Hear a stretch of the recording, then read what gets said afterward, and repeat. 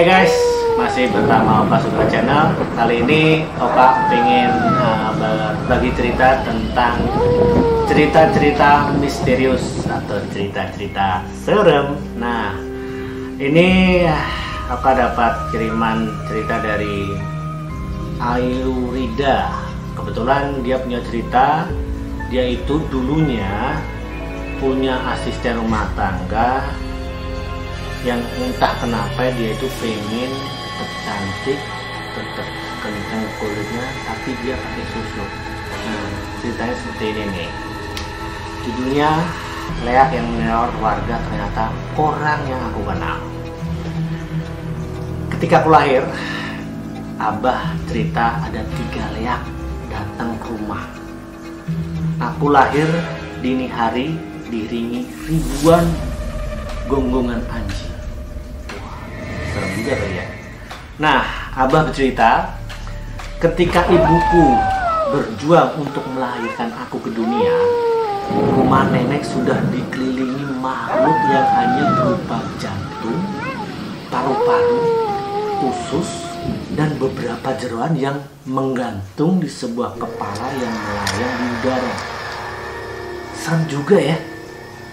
Udah lahiran ternyata makhluk-makhluk halus pada berkeliaran, terus ada gonggong-gonggongan anjing yang saling saut nyaut.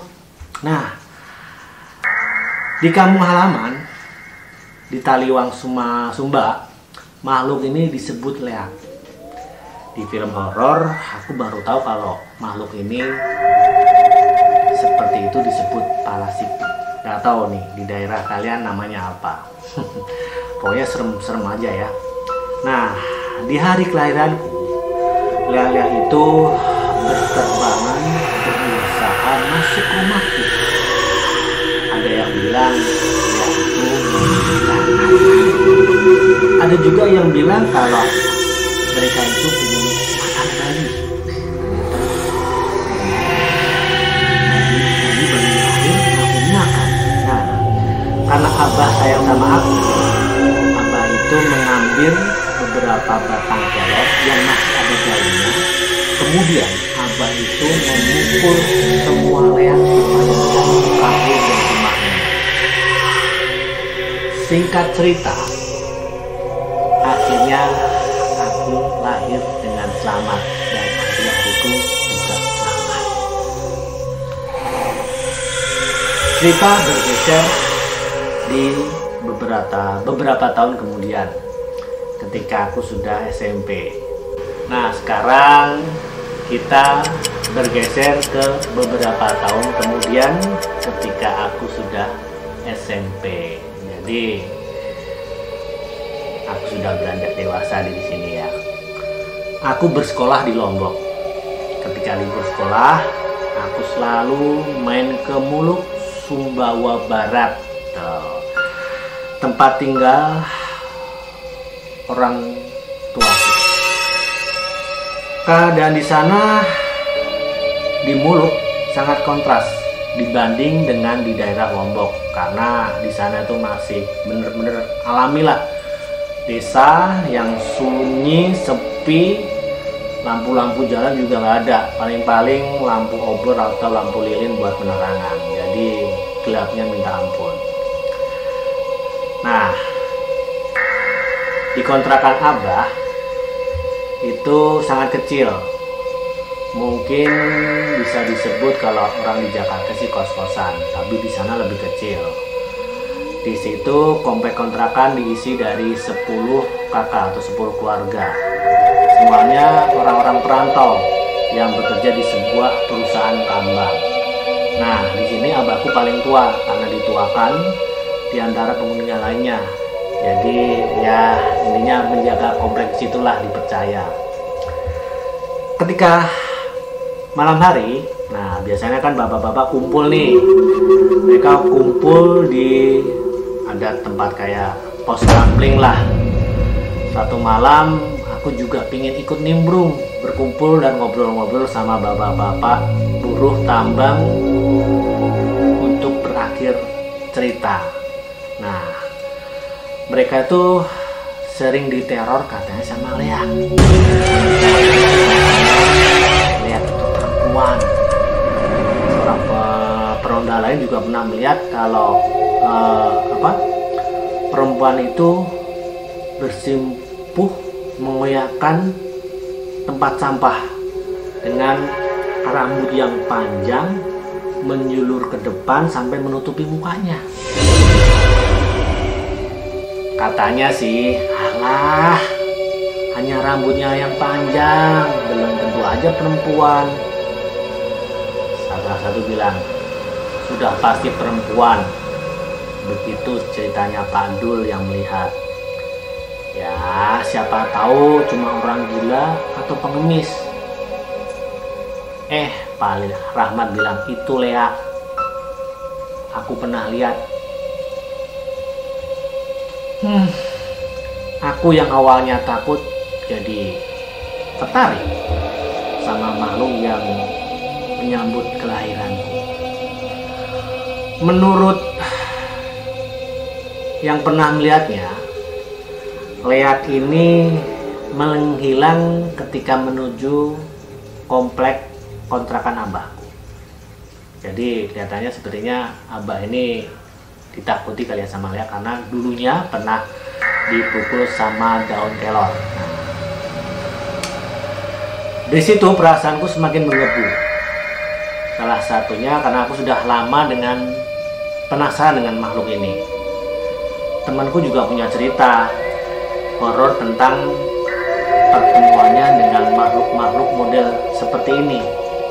Nah, aku kan yang pernah mengalami juga gak kalah kan, pengen cerita tentang. Nah, awalnya aku takut, sekarang aku jadi tertarik sama makhluk yang menyambut kelahiranku. Menurut yang pernah melihat Lea, Lea ini ternyata takut waktu masuk ke komplek abahku. Jadi abah ini ditakuti sama Lea karena dia pernah memukul Lea pakai daun kelor. Rasa penasaranku semakin menggebu. Sudah lama aku penasaran sama makhluk Leak ini. Temanku juga punya cerita tentang horor, tentang penemuannya bersama makhluk-makhluk model begini. Nah, aku pun gak akan kalah. Aku juga punya cerita dengan cerita-cerita yang serem-serem itu ya. Akhirnya malam yang dinanti sudah tiba. Tidak peduli apa yang terjadi, tapi rasa penasaranku sudah dibunuh. Tidak tahu kenapa perasaanku jadi pengen lihat itu seperti apa sih. Nah, saat itu lewat tengah malam, mungkin pukul 1 atau 2 dini hari, aku terbangun biasa kan. Kalau bangun itu kalau nggak aus, kalau nggak pengen ke belakang. Nah, kebetulan aku pengen ke belakang untuk pipis ya. Nah, terpaksa aku keluar kamar untuk buang air kecil ke kamar mandi. Terpaksa aku memberanikan diri, tapi aku ingin membangunkan abah yang sudah tidur lelap. Aku juga kasihan lihat abah. Akhirnya aku memberanikan diri untuk ke tempat mandi umum yang kira-kira 500 meter lah ya. Di perjalanan menuju ke kamar mandi umum, aku tuh mendengar suara-suara burung, terus ada suara-suara ketawa-ketawa kikik gitulah, terus ada suara menjerit. Suara itu semakin jelas terdengar saat aku hampir masuk kamar mandi. Nah, pandangan waktu itu aku mendengar. Nah, perjalananku untuk menuju ke kamar mandi ini sekitar 500 meter. Karena tadi saya aku bangunin abah, nggak tega karena abah sudah tidur ya. Akhirnya aku beranikan diri untuk ke kamar mandi umum. Nah, di situ menuju ke tempat kamar mandi itu aku mendengar ada suara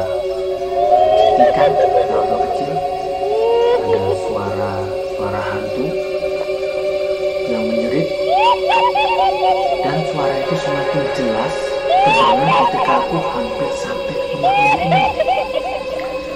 Pandangan aku sapukan ke sekeliling halaman.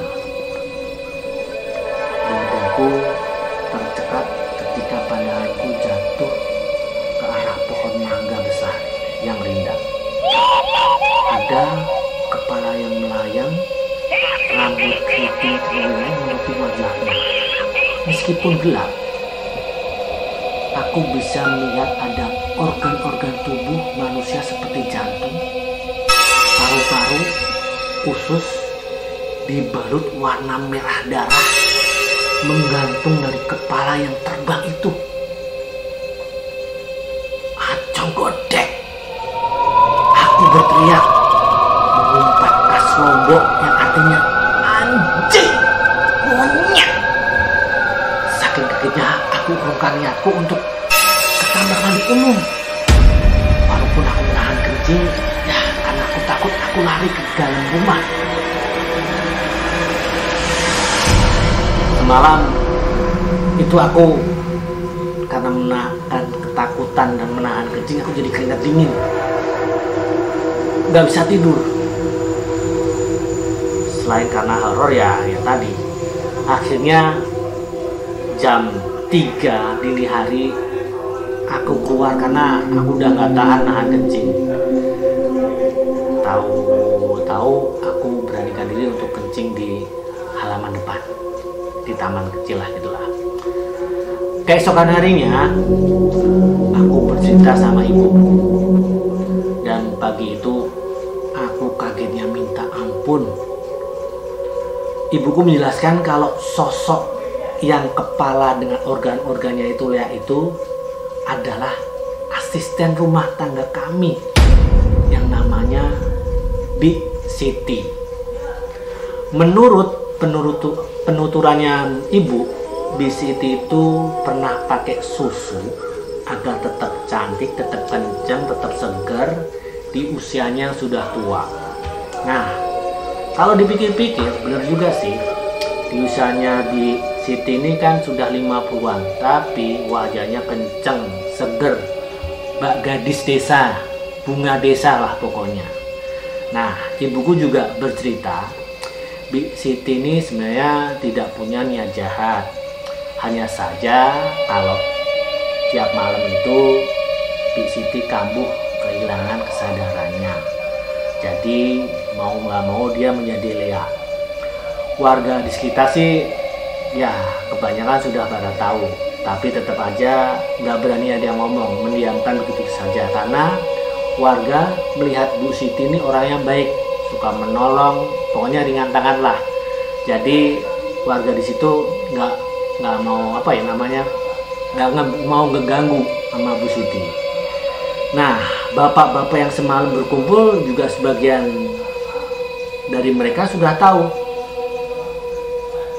dan sebagian lain juga ada yang curiga. Namun mereka nggak ada yang berani berbicara lantaran karena abahku. Mereka semua warga di situ melihat abahku sebagai kepala suku. Mereka tuh pada suka sama abah. Karena abah ini kan sebenarnya pemilik kos yang mengelola.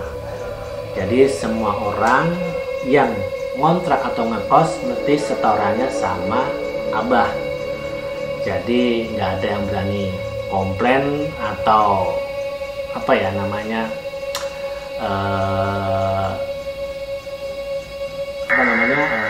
komplain atau merasa keganggu dengan adanya liar itu. Nah, dalam hati aku mengumpat, gimana aku nggak ngeri ya? Aku tuh kan tidur satu atap, satu rumah sama Bik Siti. Dia itu tidur di sebelah kamarku yang dibatasi cuman dinding triplek. Tahu sendiri kan ada gebyok yang kelihatan kalau ya bisa di kecil-kecil bolong-bolong gitu kan. Kebayang nggak sih gimana seremnya? Padahal malam itu liburanku masih panjang sampai minggu depan. aku nggak mungkin tiba-tiba langsung pulang. Yang lebih parahnya lagi, aku itu baru minta sama Bi Siti untuk, Bi, tolong dong Bi, aku itu kan capek, tolong urutin dong. Kemarin kan aku habis main bola, terus ada yang ya namanya pegal kesleo, pengen diurutin. Nggak tahu, nggak lama orang yang omongin lewat. Di sini cuma bilang, Bang, dipijitnya nanti malam aja ya, Bibi lagi banyak kerjaan. Aku nggak bisa menjawab, cuman tersenyum kecut aja antara takut dan ragu. Nah, buat teman-teman, tadi ini hanya sebuah cerita. Kalian boleh percaya, boleh tidak, tapi ini memang benar-benar yang diceritakan itu memang benar ada. Oke, buat kamu-kamu yang punya cerita mistis atau cerita-cerita seru tentang dunia mistis, bisa langsung komen di bawah komen ini ya. Terima kasih.